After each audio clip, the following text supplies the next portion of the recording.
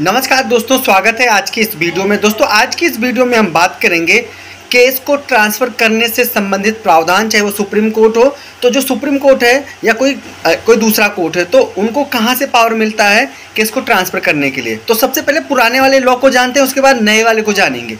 तो जो पुराने लॉ था, जो पुराना कानून था, यानी CRPC की धारा 406 से लेके 412 तक, जिसमें एक कोर्ट से लेकर दूसरे कोर्ट में केस को ट्रांसफ़र करने से लेकर बड़े सारे प्रावधान थे। अलग अलग स्तर पर उसका डिफाइन किया गया था, अलग अलग उसका डिफिनीशन दिया गया था।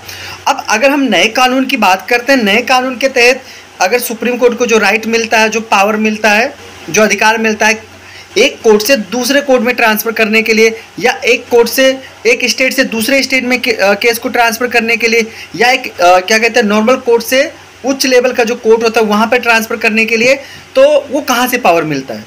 तो दोस्तों आप लोगों को बताना चाहूँगा, जो भारतीय नागरिक सुरक्षा संहिता की धारा 446 है, जिसमें ये प्रावधान बताया गया है, जिसमें ये चीज़ बताया गया है कि केस को कैसे ट्रांसफ़र किया जा सकता है, और अगर केस को कोई ट्रांसफ़र करवाना चाहता है तो उसके ग्राउंड क्या होते हैं, किस ग्राउंड पर ट्रांसफ़र किया जा सकता है। फॉर एग्जाम्पल के लिए अगर कोई केस अपना ट्रांसफ़र करवाना चाहता है एक स्टेट से दूसरे स्टेट में, तो वहाँ पे उसको ग्राउंड देना होगा कि किस ग्राउंड पर, अगर उस ग्राउंड रिजनेबल लगेगी तो कोर्ट उस पर विचार कर सकता है, अन्यथा जो केस ट्रांसफ़र करने का जो पिटीशन होता है उसको डिसमिस कर सकती है।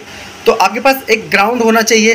दूसरी बात, कभी कभी एक कोर्ट से दूसरे कोर्ट में जो ट्रांसफ़र करने की बात आती है, तो सुप्रीम कोर्ट को भी इसी लॉ के तहत पावर, जो अधिकार होता है, वो मिलता है।